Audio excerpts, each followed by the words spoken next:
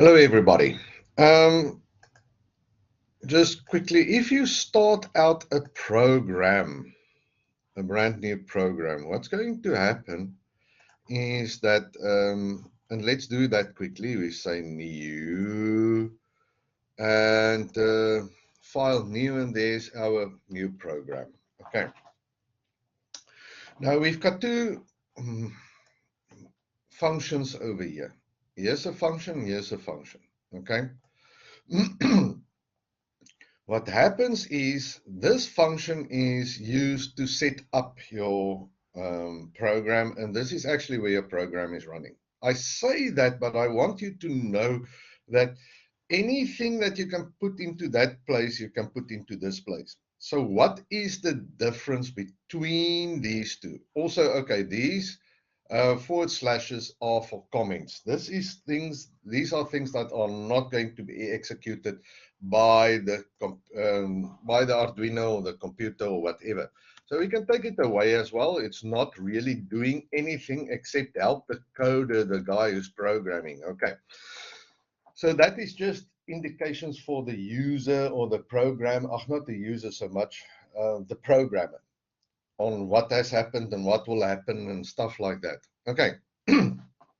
But over here, we've got two sections. We've got now the setups section, and your code has to go between these two brackets. Now, this little part will only execute once. It will only go from top to bottom, because this is how a program has been executed, from top to bottom. It will only do that once.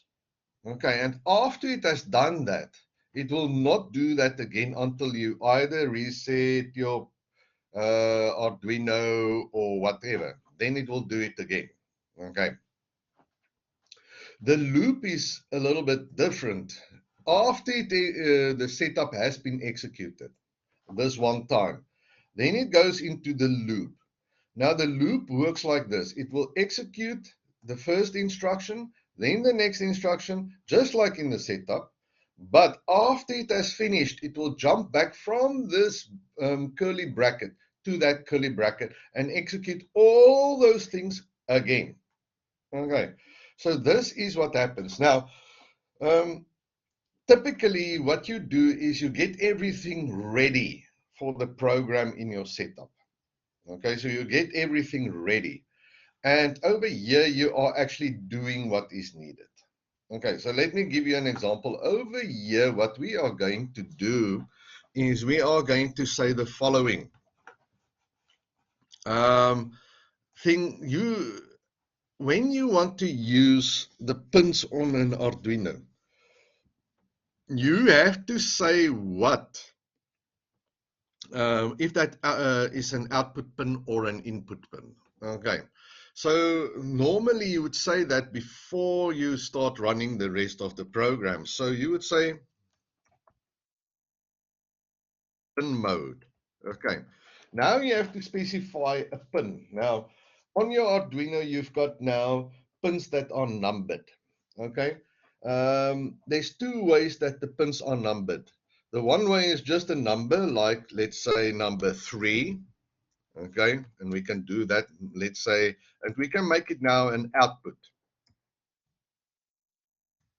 This all has to be written in capital letters, but you can see the change in color.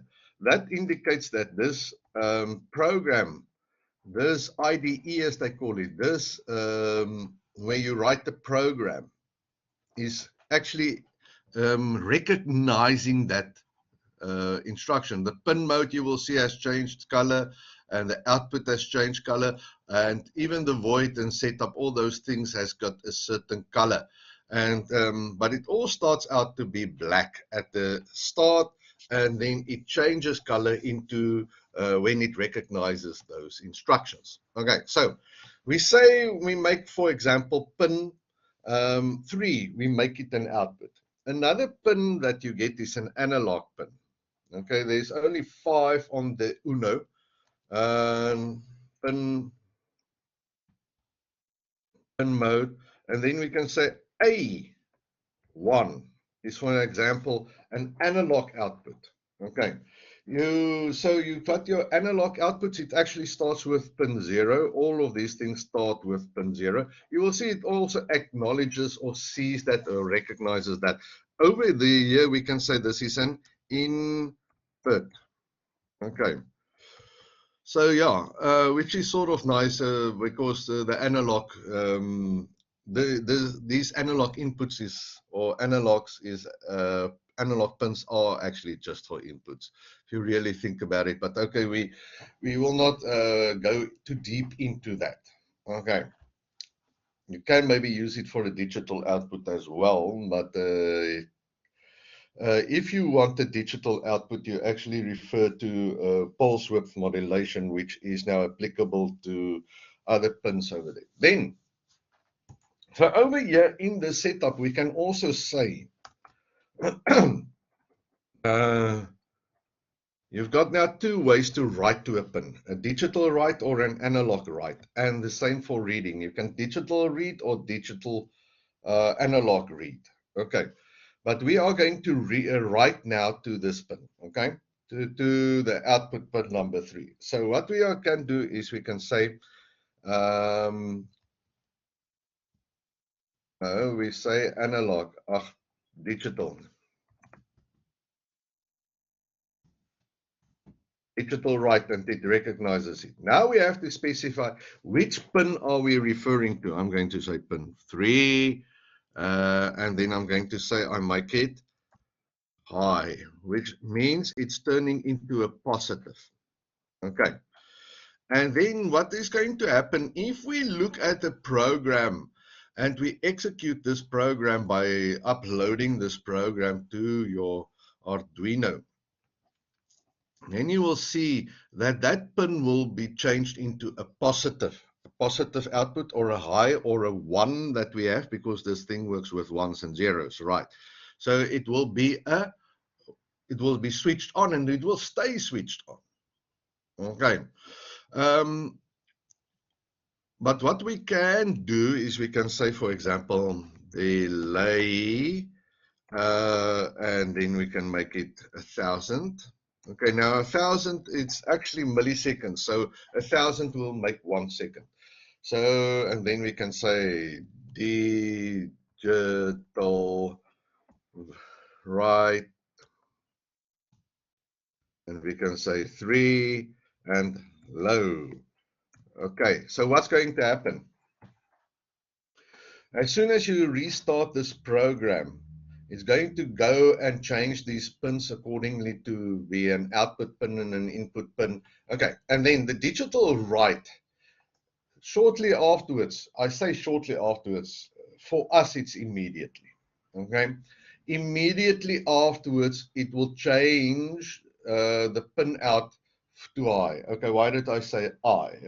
For us. Okay, humans are, computers are a little bit faster than humans, or the reaction time for humans and the reaction time for computers is a little bit different. For a computer to go through one line of code, and for a human to acknowledge a lit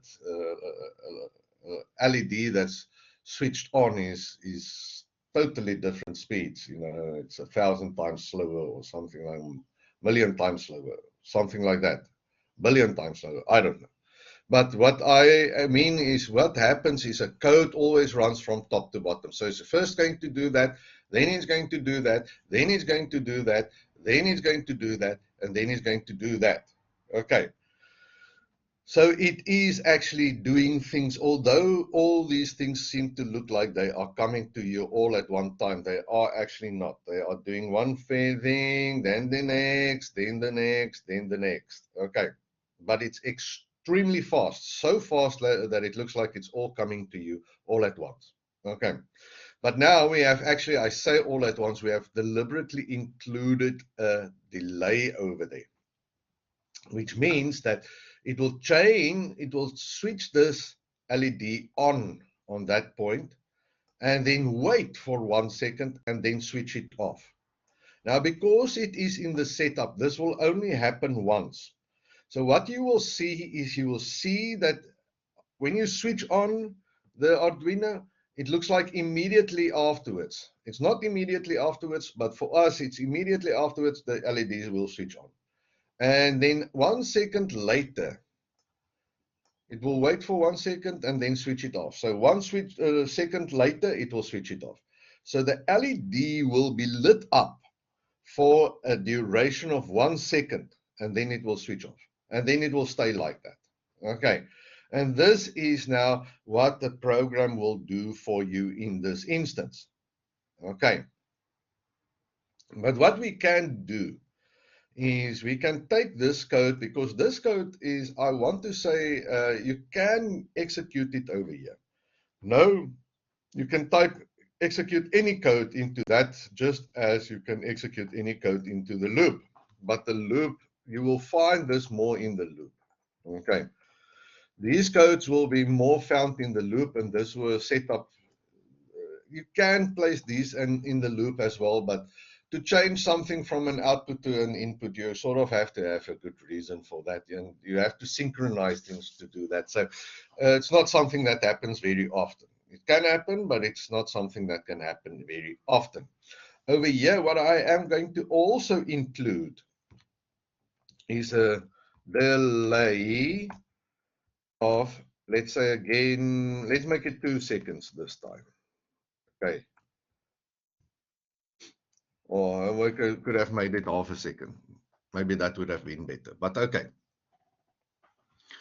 Over here, what's going to happen is your code is going to do now the following.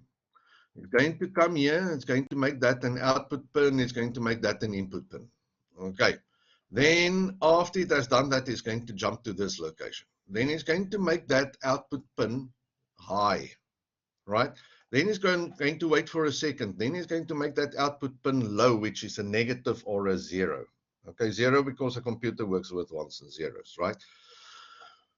But this is now identically to saying, yeah, a 0 value. So in any case, when it comes to binary, then afterwards is going to wait for 2 seconds.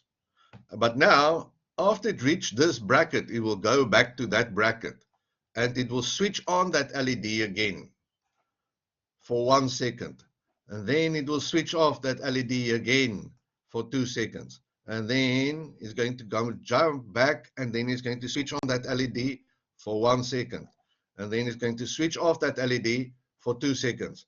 So it's going to switch on, the LED will be lit for 1 second, and the LED will be off for 2 seconds. So it will just lit and then off for 2 seconds. Lit and then off for 2 seconds. And this is what this program will do for you at this stage. Thank you very much.